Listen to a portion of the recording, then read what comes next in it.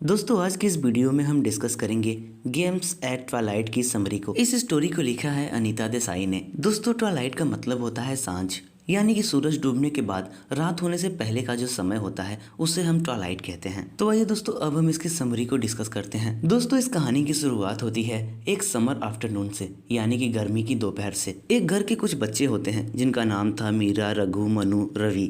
वे सब अपनी माँ से जिद करते हैं कि वो उनको बाहर खेलने दे। वे सभी अपनी माँ से कहते हैं कि वो लोग बाहर जाकर नहीं खेलेंगे बल्कि घर के बरामदे में ही रहेंगे। परमिशन मिलने के बाद वे सभी बच्चे डिसाइड करते हैं कि वो लोग घर के बाहर जाकर हाइड एंड सीक खेलेंगे। अब सभी बच्चे ये सोचते हैं कि अगर सब लोग छिप जाएंगे तो ढूंढेगा कौन। तो ये डिसीजन होता है कि उन सभी में जो सबसे बड़ा था रघु, वो बाकी लोगों को ढूंढेगा। सभी लोग छिपने का जगह ढूंढने लगते हैं। उनमें से सबसे छोटा था मनु, वो पहले पकड़ा जाता है। लेकिन इनमें से जो दूसरा छोटा बच्चा होता है रवि, वो दीवार की गैप से होते हुए खुद को एक झोपड़ी में छिपा लेता है। उस झोपड़ी में छुपने के बाद रवि काफी ज्यादा एक्साइटेड और हैप्पी था। उसको लग रहा था कि वो बड़ी ही चतुराई से इस झोपड़ी में छुप गया है और रघु उसको यहाँ पर नहीं ढूंढ पाएगा। लेकिन रवि इस बात से भी डर रहा था कि कहीं वो इस झोपड़ी में फंस ना जाए। अब दोस्तों धीरे धीरे शाम होने लगती है। रवि उसी जगह पर छिपा हुआ था। उसको उस जगह से कुछ स्मेल आती है, जैसे कि कोई मरा हुआ जानवर हो। थोड़ी देर बाद रवि को ऐसा महसूस होता है जैसे कोई जानवर उसके शरीर पर रेंग रहा हो, या तो वो सांप हो सकता है या कोई कीड़ा।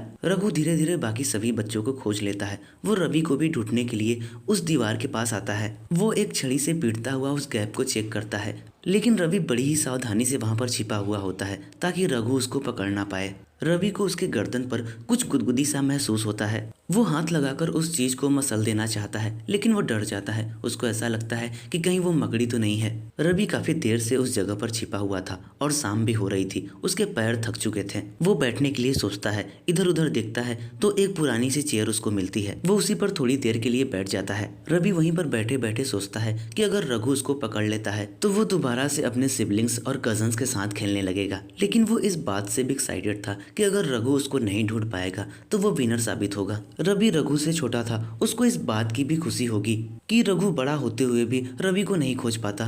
रवि अपने जीत के ख्यालों में ही खोया रहता है और धीरे धीरे काफी टाइम बीत जाता है। जब काफी टाइम बीत जाता है तो रवि सोचता है कि कहीं गेम ओवर तो नहीं हो गया, क्योंकि उसके कोई भी सिबलिंग्स या कजन्स नहीं दिखाई पड़ रहे थे। लेकिन वो फिर ये भी सोचता है कि बिना उसके खोजे गेम ओवर कैसे हो सकता है। अभी तक तो उसको कोई खोज भी नहीं पाया है। थोड़ी देर बाद रवि को ये रियलाइज होता है कि उसको यहाँ से निकलकर अपने घर जाना चाहिए अपने बाकी सिबलिंग्स के साथ। वो बिना जीत हार की परवाह किए उस झोपड़ी से निकलता है और दौड़कर बाकी बच्चों के पास जाता है। उसके आंख से आंसू बहते रहते हैं और वो कहता है कि मैं जीत गया। रवि को देखकर बाकी बच्चे सन्न रह जाते हैं, क्योंकि वो सभी भूल चुके थे कि रवि अभी तक छिपा हुआ है। वो लोग दूसरी एक्टिविटीज और गेम खेलने में बिजी हो गए थे। रवि को रोता हुआ देख उसकी माँ और बाकी बच्चे उसको समझाते हैं कि वो रोना बंद करे और आगे का गेम खेले। लेकिन रवि चुपचाप अपना सर झुकाए रोता हुआ ये सोच रहा था कि वो अपनी गलती से इतनी देर तक उस झोपड़ी में छुपा हुआ था।